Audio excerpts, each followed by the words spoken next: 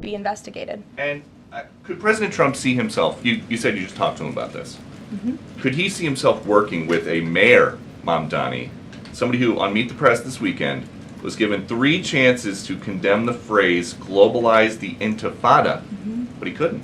Yeah, look, the president is always willing to work with everyone. He's working with Democrats across the country, Democrat governors, and he said he'll work with people on the far left. He works with Republicans. He works with people in the middle. He wants to do what's right for America, but surely someone who holds these values and is quite literally a communist and condemns every value that makes this country great. Common sense, law and order, low taxes, working hard, and earning your keep in this country. He's against all of that, and I think the president would find it difficult to work with someone like that. If he is elected, I'm sure you'll hear more from the president on that, but we'll have to see, hopefully, the voters of New York City. On a scheduling note, tomorrow, President Trump will travel to the great state of Florida to attend the opening of a new illegal alien detention center located at Dade Collier Training and Transition Airport alongside Secretary Kristi Noem, Governor Ron DeSantis, Congressman Byron Donalds, and other state and local leaders. We hope to see many of you there. The facility is in the heart of the Everglades and will be informally known as Alligator Alcatraz. There is only one road leading in, and the only way out is a one-way flight. It is isolated and surrounded by dangerous wildlife and unforgiving terrain. The facility will have up to 5,000 beds to house, process, and deport criminal illegal aliens. This is an efficient and low-cost way to help carry out the largest mass deportation campaign in American history. We are truly coming off a historic week of President Trump racking up win after win on behalf of the American people. President Trump restored peace through strength and acted decisively as commander-in-chief to obliterate the immediate threat of the Iranian regime's nuclear capabilities and then brokered a ceasefire between Israel and Iran, which continues to hold. Then, the president traveled to the Netherlands and achieved a monumental win for the United States and the NATO alliance by getting our allies to dedicate 5% of their GDPs to military spending. As a result of President Trump unleashing American energy dominance, summer gas prices are at the lowest they have been in 4 years, heading into the July 4th week. And with the incoming Trump economic boom, the stock market continues to roar back, with the S&P 500 and the NASDAQ both hitting record highs. And on this point of an economic boom, I bring to you original correspondence from the President of the United States to our Fed Chair, Jerome Powell. As the president has consistently stated, the American economy is booming. And there were so many economic analysts who said that this president's policies would drive our economy down, when in fact we have seen the opposite. We've seen a massive deregulation campaign take place. We've seen inflation completely diminished from where it was under the reckless spending and the bad policies of the previous incompetent administration. I would remind the Fed chair, and I would remind the entire world, that this is a president who was a businessman first, and he knows what he is doing. He has a proven economic formula that worked in his first term as president, and it is working again. The one problem that remains is high interest rates for the American people. The American people want to borrow money cheaply, and they should be able to do that. But unfortunately, we have interest rates that are still too high. So the president sent this note to the Fed chair today. And if you look at this chart, this is a chart of all of the interest rates of many countries throughout the world.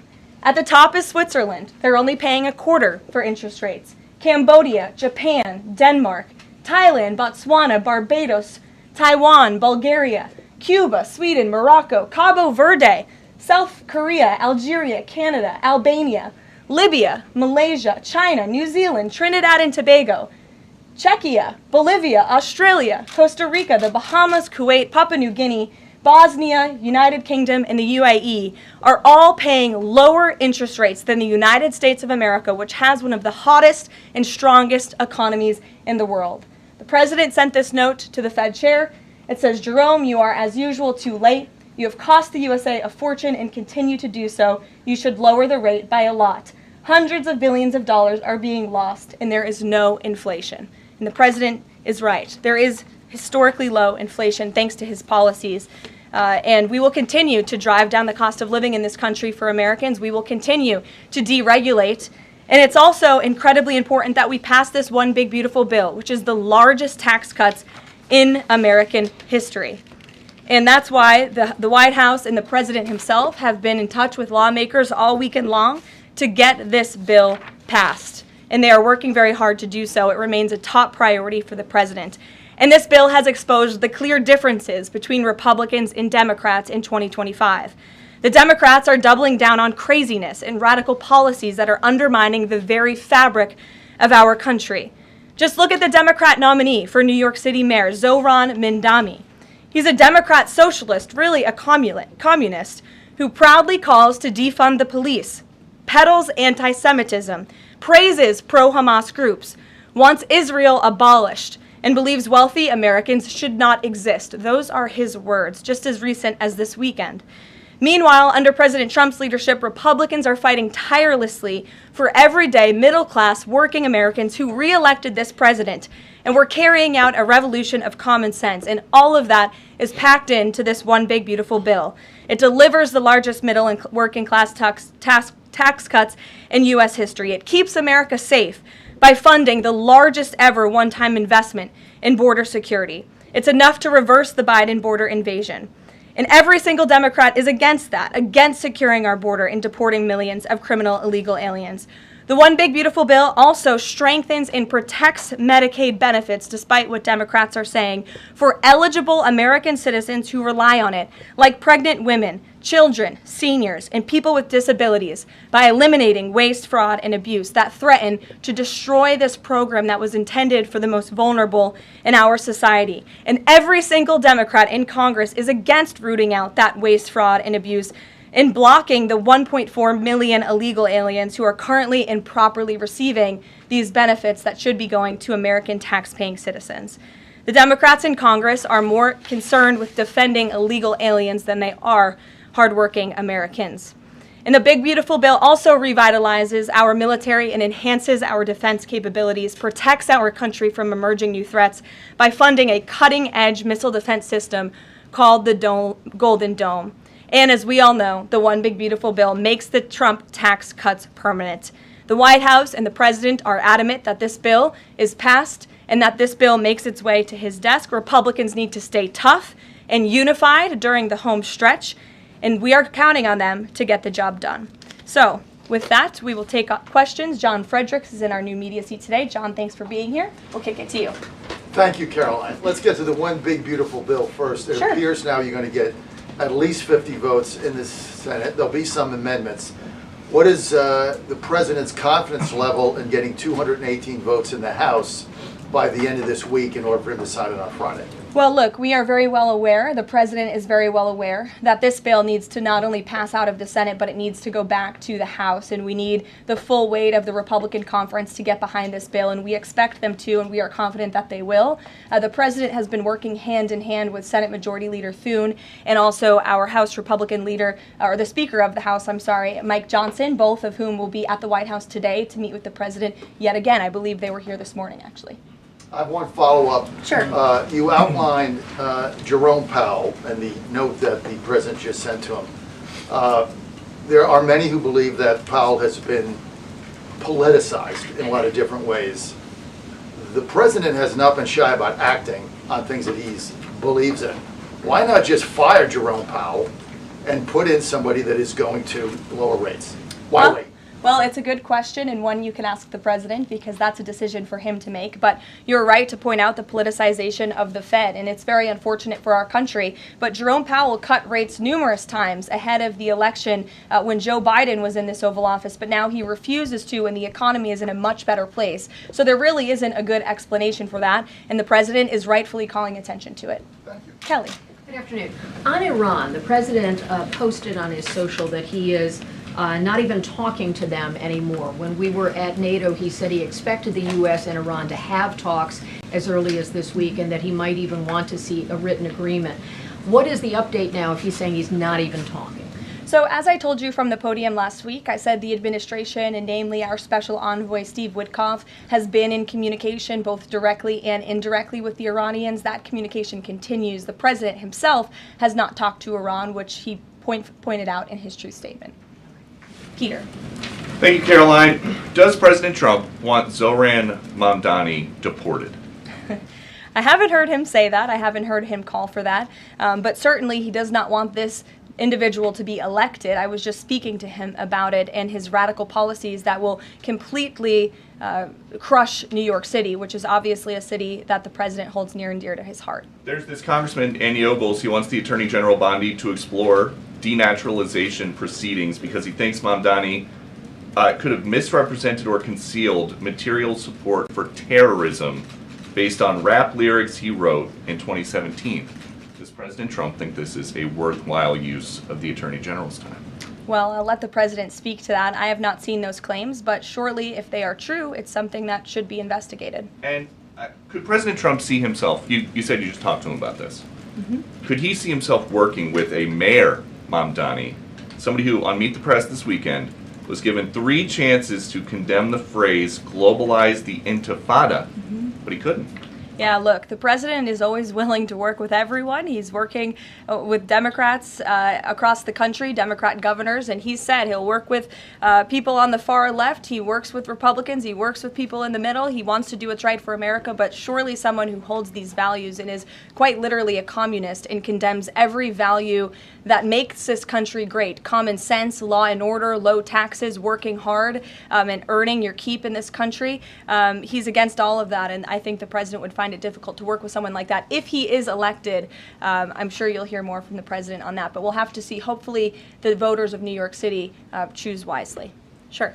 Thanks, Caroline. The president on Friday said that he was hopeful of a Gaza deal within the next week.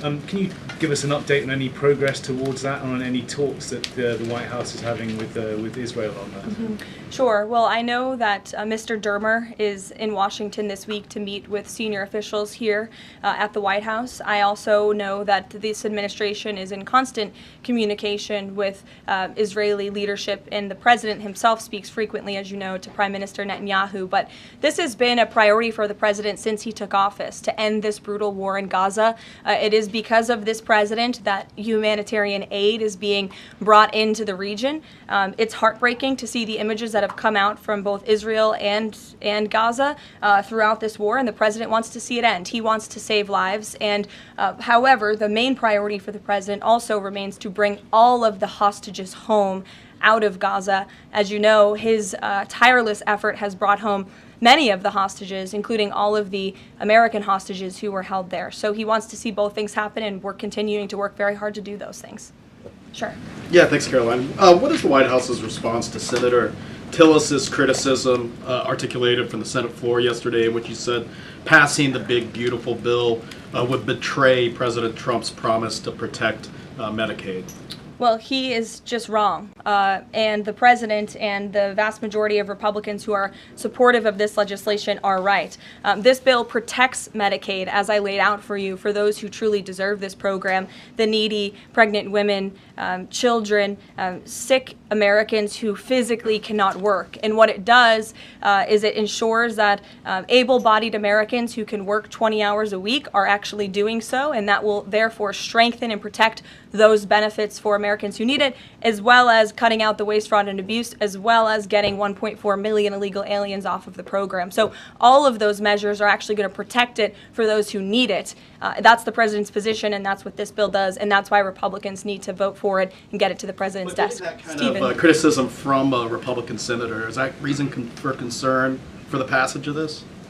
No, it's not. We're confident this bill is going to be back at the White House by the 4th of July. Stephen. Thank you, Caroline. 2 questions. On the New York mayoral race, does the president plan to make an endorsement? And secondly, on Jerome Powell, a lot of the focus obviously has been on interest rates and him keeping them high, but a new controversy erupted today. My colleague first reported that he's facing Chairman Jerome Powell is facing accusations of lying to Congress, which is a potential crime, about luxurious details of the Fed's $2.5 billion renovation project. Senator Loomis has called attention to this. Some experts want him to be investigated. Does the White House want these allegations investigated and, if found substantiated, punished? I'll have to take a look at those allegations, and I will raise them to the president's attention and let him speak on them himself. To your first question regarding the mayoral race, the president was asked that yesterday by Maria Bartiromo. He refused to give an endorsement, so you won't get one from me at this podium unless he wants me to do that. Philip, go ahead. Oh, Sure. And then I can go to you. cool. Thanks. Thank you. The president said that he's working on a temporary pause for immigration enforcement in certain industries. I'm wondering what you can tell us about how he's determining which industries are deserving of a pass. He mentioned farmers, but what about, say, construction workers? I mean, shouldn't there just be one standard here? I don't have any more details to read out for you, but what I can tell you is that the White House is working closely every day with the Department of Agriculture as well as the Department of Homeland Security when it comes to workforce enforcement, worksite enforcement, and the president's focus and the focus of this administration is, of course, to remove public safety threats from the streets and to deport as many of the illegal criminals, especially the violent criminals that we know are still here because of the previous administration. So that's the main priority and the goal. And then the president has already made cuts to the Office of the Director of National Intelligence, but now Senator Tom Cotton has put forward a bill that would cut the office by another 60%. What's the president's reaction to that legislation, and is this something that he would support, those additional cuts? I don't know if the president's even aware of that legislation, but I will get you a response if he is aware and if he wants to respond to it. Go ahead. Thanks, Caroline. You mentioned the dangerous wildlife at the alligator Alcatraz. Is that a design feature? Why is the president going with this mega bill in such a precarious position in the Senate? And then also, can you talk about the CBO estimate that it would add about 11 million uninsured? Well, look, when you have illegal murderers and rapists and heinous criminals in a detention facility surrounded by alligators, yes, I do think that's a deterrent for them to try to escape. We do know that some of these illegal criminals have escaped from other detention facilities, like one in New Jersey, which I know was recently reported on. So, of course, we want to keep the American people safe, and we want to remove these public safety threats from our streets, and we want to effectively detain them as best as we can. As for why the president is going, I think his trip to this detention facility actually underscores the need to pass the One Big Beautiful Bill, because we need more detention facilities across the country. The last administration let in nearly 20 million illegal people from all over the world, and this administration is focused on arresting and detaining them. But in comparison to that 20 million illegal criminal population in our country, we only have 7,000 ICE agents in the interior who are doing this very important work. And so we obviously need more personnel, we need more resources, and that's why we need to pass the One Big Beautiful Bill. On the CBO's Go ahead. Yes, in the pink. Oh, thank you. Thank you. Welcome. Can you please share some details of China trade deal? Has the U.S. agreed to ease some export, technology export restrictions? Sure. Well, the final language that was agreed upon in both Geneva and in London was signed just past week. We can get you that final text of the agreement. Go ahead. Thank you, Caroline. Eamon, and then behind you. Okay, thanks, Caroline. So on Jay Powell, has the president got a short list of who he wants to see as Jay Powell's successor, and is he going to name a successor as early as this summer? I won't get ahead of the president on any announcements on that. Does he like Scott Besson for the job? Again, I won't get ahead of the president. And on TikTok, if you could, real quick, he said Sure. yesterday he's got a buyer, but the question there is, does he have a seller? And do you have any indication from the Chinese government that they've authorized a sale of TikTok to the U.S. or to U.S. buyers? What I can tell you is that these discussions with China regarding the sale of TikTok have been ongoing at the highest level, and they will continue. As you know, we have another 90-day extension, and it's just to continue to work out this deal and make sure that TikTok stays on for the American people. That's the president's main goal in this, while protecting their privacy and their security. Behind you. Go ahead. Thank you, Caroline. The president has been calling for a deal in Gaza for 2 days and many posts. Who is blocking the deal? And one other thing, when he posted on Netanyahu's trial, also he said it interferes with the negotiations on Iran and on Gaza. What did he mean by that? I'm sorry, to your second question? The second question, when he posted about the Israeli Prime Minister trial, he Yes. said it interferes with the negotiations on Gaza and on Iran. What did he mean by that? It interferes because it physically and logistically was interfering. The prime minister was slated to go to court last week when he's in the middle of negotiating a peace deal and bringing hostages out of a war-torn region. And so the president was simply, I think, emphasizing his empathy that he has for Bibi Netanyahu and seeing him go what he's going through with his own judicial system in the state of Israel. Clearly, the president knows that very well. He, too, was a victim of a judicial system that was trying to put him in jail, as you all know. You all covered it. But President Trump prevailed. That's why he's back in the Oval Office, and he believes that Bibi Netanyahu is a great leader for the people of Israel. The president just worked with him closely to end that 12-day war and to obliterate Iran's nuclear facility, to take out that imminent threat, not just to the state of Israel, but also to the United States of America and the rest of the world. And he believes that Prime Minister Netanyahu should be praised for that. Go ahead. Thanks, Caroline. On the mega bill and the amendment that would limit Medicaid expansion under the Affordable Care Act, does the president want that amendment to pass? The president wants this bill to pass. Meredith. Hey, thanks, Caroline. On trade, we have this looming July 9th deadline coming up. We heard the Treasury Secretary say that he expects to wrap up these trade deals by Labor Day, but when President Trump was asked yesterday about any extensions by July 9th, he said, I think that would be necessary. So is the president ruling out any extensions on trade for any nations, even if they're negotiating in good faith? Well, you heard from him directly. He said he did not think that it would be necessary. He is going to set the rates for many of these countries if they don't come to the table to negotiate in good faith. And he is meeting with his trade team this week to do that. Mary. Thanks, Caroline. I just watched a CNN segment on a new app called Ice Block, and it kind of appeared to be promoting this app where you can tell people where ICE agents are. Given the recent rise... An app that tells people where ICE agents are? Yes. And given the rise, I believe 500% increase in assaults on ICE agents, I wanted to see if you could comment on that and why CNN would be promoting such an app. Well, it's a very good question. I'll have to go back and watch the clip myself, but surely it sounds like this would be an incitement of further violence against our ICE officers. As you know, as you stated, there's been a 500% increase in violence against ICE agents, law enforcement officers across the country who are just simply trying to do their jobs and remove public safety threats from our communities. And that's something we as Americans, including journalists at CNN who live in many of these cities where illegal aliens are hiding and were let in from the previous administration, should be very grateful for. So we haven't seen the clip. We'll take a look at it, but certainly it's unacceptable that a major network would promote such an app that is encouraging violence against law enforcement officers who are trying to keep our country safe. Caroline, Shelby. I just wanted to get a clarification on the Senator Rick Scott's amendment. It sounds like the president is agnostic about whether it's attached. Is that accurate? Look, I'm not going to get into the details of the discussions that are ongoing right now, but the president wants these senators to come to a conclusion, to get this bill back to the White House as soon as possible and make sure that it's a piece of legislation that can make its way back through the House as well. So obviously there's some ping-ponging between both sides of Capitol Hill right now, but that's why Senator Thune and Speaker Johnson are working with the president in lockstep every step of the way.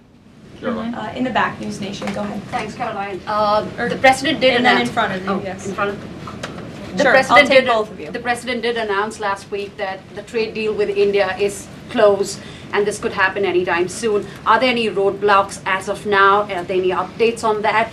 And how does the president see this about China's role or its influence in the Indo-Pacific region? Sure, yes. The president said that last week, and it remains true. I actually just spoke to our Secretary of Commerce about it. He was in the Oval Office with the president. They are finalizing these agreements, and you'll hear from the president and his team, his trade team, very soon when it comes to India. And on China? How do we counter China on that front? Yes, I mean, look, India remains a very strategic ally in the Asia Pacific, and the president has a very good relationship with Prime Minister Modi, as you know, and he will continue to have that. Go ahead. Thank you, Caroline. On the reconciliation bill, Senator Tillis from the floor yesterday seemed to suggest President Trump was getting bad counsel on the effects of the bill.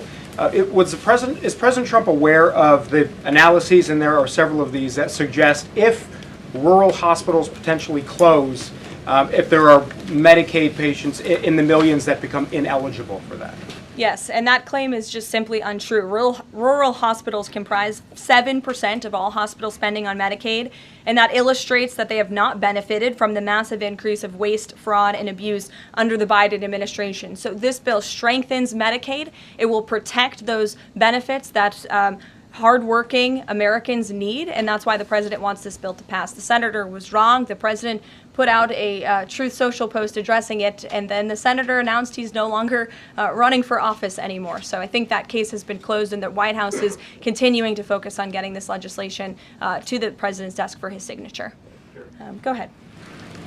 Yes, you. Yeah, thank you so much, Well, Caroline. you and then you. There's confusion here. A question on Syria. Go Has ahead. the Syrian government get back to you that they are ready to join the Abraham Accord? Is there any discussion with the Syrian and Israeli government for having a security agreement?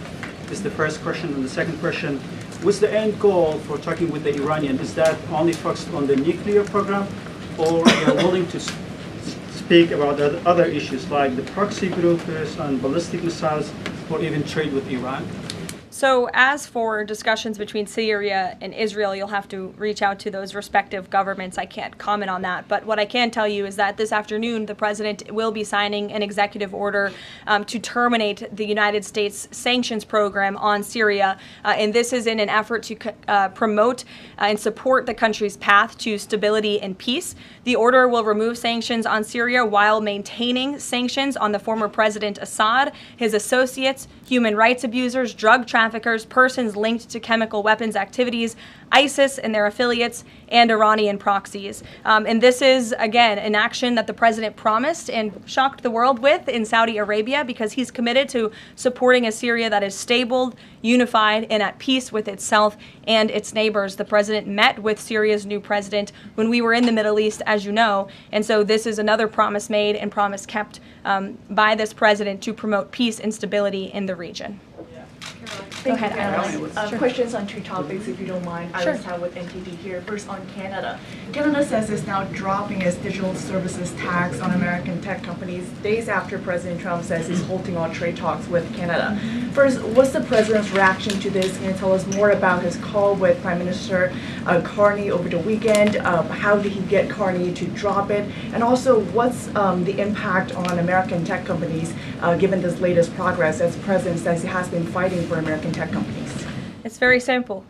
Prime Minister Carney in Canada caved to President Trump in the United States of America. And President Trump knows how to negotiate, and he knows that he is governing the best country and the best economy in this world, on this planet. And every country on the planet needs to have good trade relationships with the United States. And it was a mistake for Canada to vow to implement that tax. That would have hurt our tech companies here in the United States. The president made his position quite clear to the Prime Minister, and the Prime Minister called the president last night to let the president know that he would be dropping that tax, which is a big victory for our tech companies and our American workers here at home. And on Harvard, if you don't mind, the administration today formally accused Harvard of violating civil rights laws by not doing enough to fight anti-Semitism. We know that the president has talked to us before about Harvard potentially having a deal with the administration in the coming days. Do you have an updated timeline for that? How's the negotiations going? And is more pressure needed for Harvard to take fighting anti-Semitism seriously? Well, there was quite a direct letter that was sent to Harvard this morning, as you know. The negotiations are taking place behind closed doors, so I won't comment on that. But what I will share with all of you, for those who haven't seen it, is the context of this letter, because I think it's very important. And this comes from the Department of Health and Human Services, which concluded after a thorough investigation that Harvard University is in a violent violation of Title VI of the Civil Rights Act, which prohibits discrimination on the basis of race, color, and national origin. And if you read some of the content of the investigation and what they found, the majority of Jewish students reportedly experienced negative bias or discrimination on their campus, while a quarter of Jewish students at Harvard felt physically unsafe. Jewish and Israeli students were assaulted and spit on. They hid their kippahs for fear of being harassed and concealed their Jewish identity from classmates for fear of ostracization. Images were widely circulated amongst the Harvard community that trafficked in obvious anti-Semitic tropes, including one that showed a dollar sign inside of a Star of David, and the campus was vandalized with anti-Semitic stickers, including one that showed the Israeli flag with a swastika. The Harvard campus was racked by demonstrations, as you all know, violent protests that violated the university's rules of conduct. The demonstrations called for genocide and murder, denied Jewish and Israeli students access to campus spaces. These are all facts that Harvard cannot dispute, and that's why the administration has found them in violation of Title VI and has threatened to withhold their federal funding, because if you break federal law, you should not be receiving federal tax dollars. And so I rest my case on Harvard. Andrea. Yeah, so President Macron of France earlier today said that tariffs levied by powerful countries are often a form of blackmail, and criticized the sort of process that's underway. He didn't mention the United States specifically, but said that these tariffs are really hurting developing countries. So there's this big UN conference going on. What do you say to that? What is the president, was he aware of that comment, and did he have any response? I think the president and the White House would certainly reject that characterization by Prime Minister Macron. Tariffs are an effective use of presidential power to bring back the middle class, to bring back our manufacturing industry, which was the backbone of our American economy and has been hollowed out by globalist politicians who have caved to foreign countries instead of doing what's right for American workers. That's why the president is effectively utilizing his authority to wage tariffs and to utilize tariffs, and continues to be in discussions and negotiations on trade to do what's right for America. And Europe and the rest of the world might not be used to that, but President Trump is back in town, and he's going to do what's right for our people and our country. Can I just follow up on Netanyahu? So there's a report in Israeli media that the Prime Minister will actually be here, that Netanyahu will be here today meeting with the President. Can you confirm that? I don't believe Prime Minister Netanyahu is here today. Okay. I think you guys would know about that by now. Okay. Unless there's something going on I don't know about, but I don't believe he is. I do know he has expressed interest in coming to Washington and meeting with the President, and we are working on a date for that. I do not believe it is today, but that would be fun. You never know in this White House, let's be honest. Go ahead. Thanks, Caroline. Does the President support this new measure in the big, beautiful bill that would impose steep new taxes on new wind and solar projects? I believe you're referring to the credits for wind and solar projects. No, and we're talking about the new tax. There's a new tax that it's estimated would add 10 to 20% to the cost of any new wind and solar projects that start after this year. Again, I don't want to comment on the specifics of provisions, but I'm sure the president will speak on that directly. Again, this is an ongoing process. The president continues to be very much engaged with the leadership in both the Senate and the House to get this bill back to his desk. Did the president ask for that provision? Because the National Building Trades Union is saying that it's the equivalent of terminating more than 1,000 Keystone XL pipeline projects. Is that something that would concern him? Well, the president spoke on this yesterday in his interview, and he said he understands that legislators want to protect jobs in their communities and in their districts. And so he understands why some of them are against this provision, but he also understands why people want the provision. So again, this is an ongoing deliberation and discussion, and the president is engaged in this very much. Go ahead. Thanks, Caroline. We've been hearing from White House officials for weeks that you're close on trade deals with a number of countries. Can we get any update on which countries will have deals by the 9th and when there may be any announcements? I'll let the president and the trade team speak on it. Can you respond to the CBO estimate that the Senate bill would increase the deficit by nearly $3.3 trillion? This is one of the most fiscally conservative pieces of legislation that has ever made its way through Capitol Hill. There's $2 trillion in mandatory savings in this bill, and not only that, the projected growth that this bill will bring to our economy. It will be an economic boom. The Council of Economic Advisors has an analysis that shows that the bill will generate $4.1 trillion in economic growth, and it will cut taxes, putting more money back into the American people's pockets. That's why this president wants this bill to pass, and I know he's busy working the phones and doing what he needs to do today to make it happen. So we'll see you all later. Thank you. We'll see you in Florida.